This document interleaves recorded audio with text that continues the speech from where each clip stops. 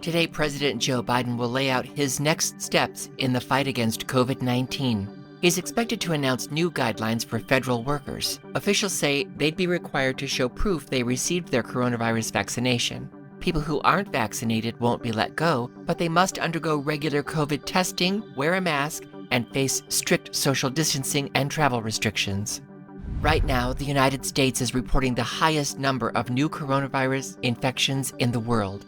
The World Health Organization says the U.S. saw an increase of 131% in new daily cases. The U.S. was followed by Brazil, Indonesia, and the United Kingdom. The World Health Organization says COVID-related deaths rose to 69,000 last week. That's up from 57,000 from the previous week. The CDC warns hospital admissions and daily deaths will rise over the next 4 weeks. Looks like we reached a bipartisan agreement on infrastructure. Fancy word for bridges, roads. Lawmakers are making moves on an infrastructure bill. President Joe Biden announced a bipartisan group of negotiators reached a deal on an infrastructure package. The proposal includes $550 billion in new spending for public works projects, unspent COVID relief funds, unspent unemployment insurance, and economic growth would help pay for those projects. The bill will still need 60 votes to advance out of the Senate.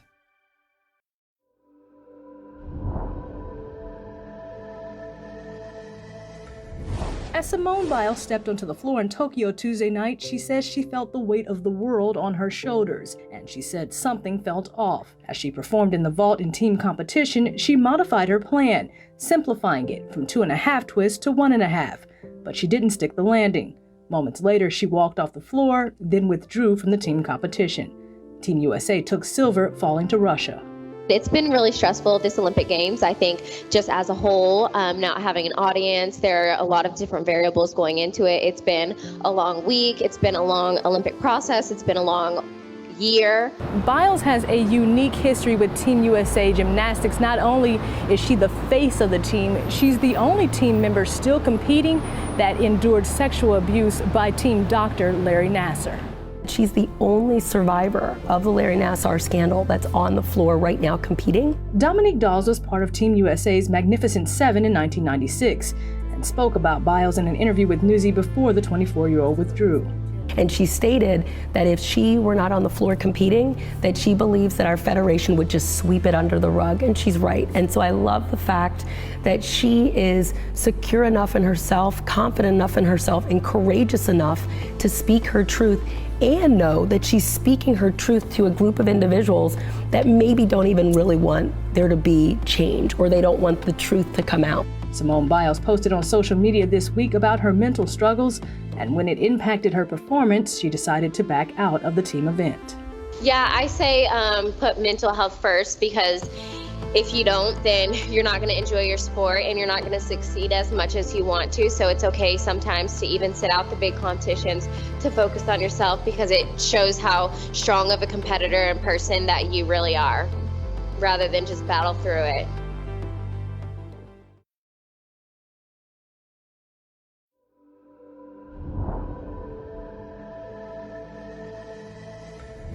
COVID cases are spiking across the country, and it's prompting health officials to urge Americans to get vaccinated before it's too late. It had all the makings of a perfect vacation. Finally, a chance to get away after 16 months locked up because of COVID-19. We were, living for that trip, working hard, getting through what we had to get through to get to our vacation. But for Joe Woolley and his husband Jim, their recent trip to Provincetown, Massachusetts is now serving as a painful reminder that the pandemic is far from over. From the fevers and chills that started the whole thing off, to the congestion, feeling ran down, the fog that's kind of over you. The symptoms soon came with a confirmed positive COVID-19 test. Doctors later confirmed that they contracted the highly contagious Delta variant. Both Jim and Joe have been fully vaccinated since April. I think we're learning right now that you're not immune from it if you're vaccinated. You still have to take precautions. You still have to be careful. Theirs is part of a cluster of breakthrough infections being reported in this picturesque tourist town, where the vaccination rate is almost 100%, more than 550 cases in the last 2 weeks. Provincetown now joins Los Angeles in reinstating a mask mandate. Places like New York City, Kansas City, and St. Louis are considering doing the same. I think everybody does have this false sense of security that the virus, that the COVID is over, that we're all back to normal and that we can go back to the way things were. Nationwide, the picture is not looking great. Infections are up 171% in the last 14 days. Even in states like Vermont, Maryland, and Colorado, where vaccination rates are above 50%, cases continue to rise. In Louisiana, Arkansas, and Florida, where vaccination rates are much lower, health officials are monitoring full-fledged outbreaks. But if people think that somehow down the road there's not going to be COVID, they're mistaken. That is Dr. Amesh Adalja, an infectious disease physician at Johns Hopkins. While breakthrough infections are rare, they do happen, but it doesn't mean the vaccine isn't working.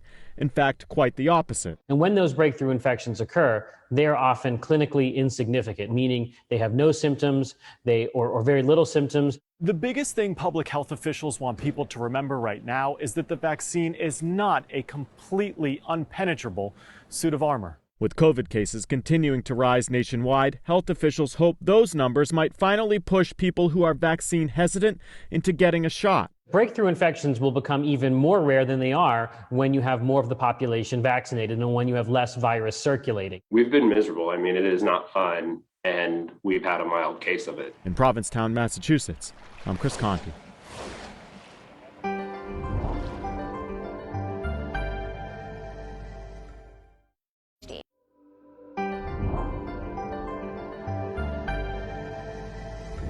A 16-year-old girl with scoliosis and a talent for modeling got surgery to straighten out her back and put an end to chronic pain.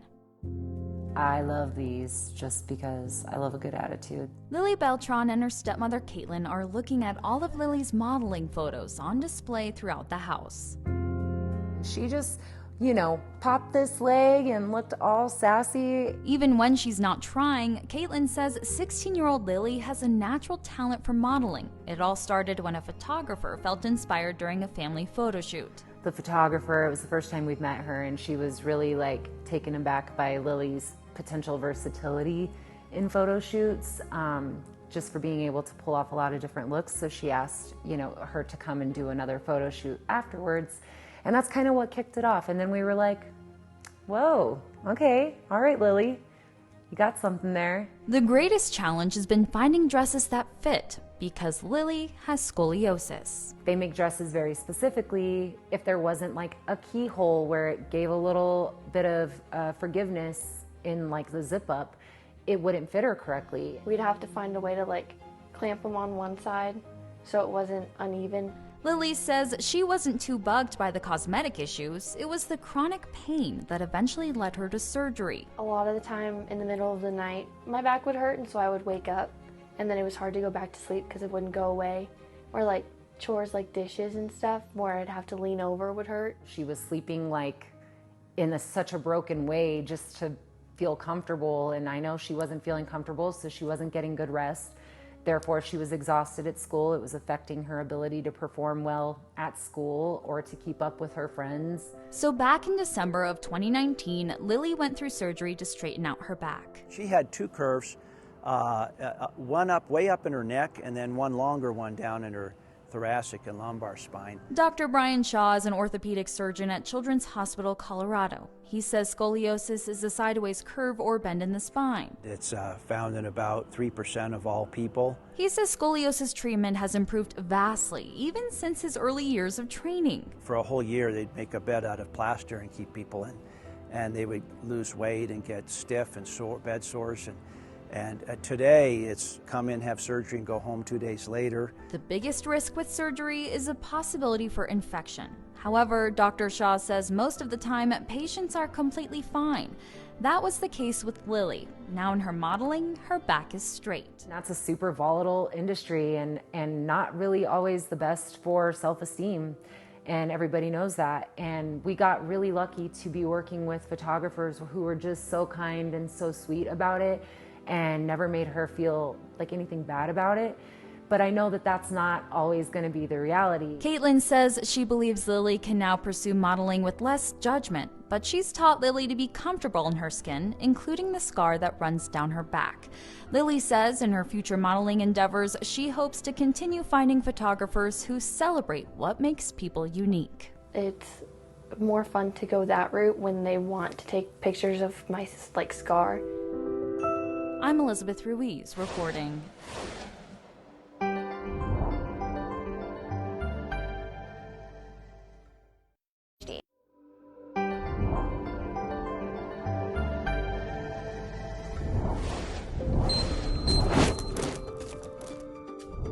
Recent wildfires in the West are creating poor air quality across the country. Some states are urging people to take precautions. Experts say unhealthy air conditions could impact people with heart or breathing issues or anyone doing heavy labor or exercise outdoors. Particle pollution has been found to impact people's heart and people's lungs. They're very small particles, and they can not only reach deep into people's lungs, but they can even cross into the bloodstream. To protect yourself, experts recommend you check daily air pollution forecasts in your area. Also, avoid exercising outdoors. Health officials say even short-term blips have the potential to increase heart attacks and asthma attacks. We're going to see another hot afternoon for us here in the Brazos Valley area, but we could be seeing some of those isolated showers this afternoon as well as tomorrow afternoon. But taking a look at those highs, for the most part, staying in those mid-90s today, about 95 in Bryan College Station, cooling down to those mid-70s later on tonight and into tomorrow morning, and then climbing back up to those mid-90s once again for Friday. Still seeing those rain chances in place, mostly in our afternoon hours, then seeing our biggest potential for some of that rain on Monday, cooling us down just a little bit, but for the most part, staying in those mid-90s for the remainder of the week.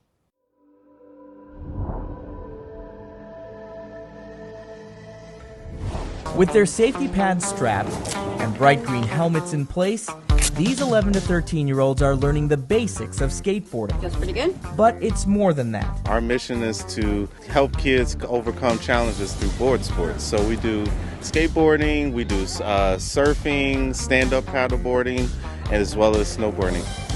Each year, 3,000 children around the world take part in the Chill Foundation's unique youth development program. We have different youth that come from all different backgrounds. So this may be even their first time experiencing a board sport. The aim is to help them focus their energy in positive ways to overcome personal obstacles. A lot of the things I'll focus on with them is making sure that the confidence is always going to be present there, and that grit is also present. Chill currently offers programs in 24 cities in 10 countries throughout the world, including Denver, Salt Lake City, Baltimore, Grand Rapids, and Chicago.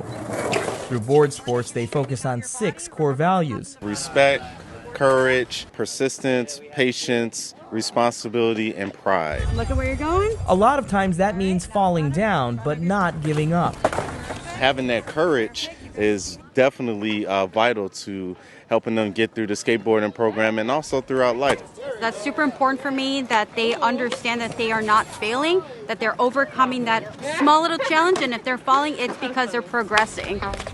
Jalea Williams has taken a number of tumbles on this day. From the ramps itself, probably 4 to 5. But the rambunctious 11-year-old has no intention of yielding to the half-pipes or the boards. What do you want to be able to do? Definitely learn more tricks. I learned how to do the one you flip the skateboard over when you jump. I learned that one. Haven't done it in a while due to COVID and stuff. It's also about camaraderie. Being with the other girls is fun because we all help each other out and none of us laugh at each other when we fall. So if we do fall, it's not sad because we'll just pick each other up again. Noble life lessons we all could learn from. Reporting from Chicago, I'm Usher Qureshi.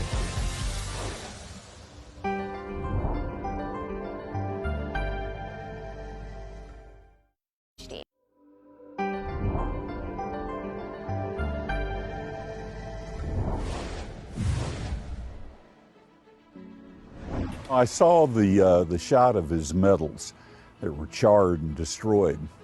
Kind of broke my heart. A community came together to help a veteran who lost all of his belongings in a house fire. Everything in Bill Bradley's house was destroyed, including his uniform and service medals from World War II. But after a month of research and a few eBay bidding wars, people were able to find some of the items and re-award the medals to Mr. Bradley. One of the things we really encourage is that there's a number of different roles that we've all had in the military, but we all share some of the same story. It's summertime, and that means it's time to pack up those sleeping bags and backpacks for veteran camp. At least that's the goal for this church in Cincinnati as they focus on helping those who served our country. The 24-hour camp experience helps veterans with everything from housing and automotive issues to employment opportunities.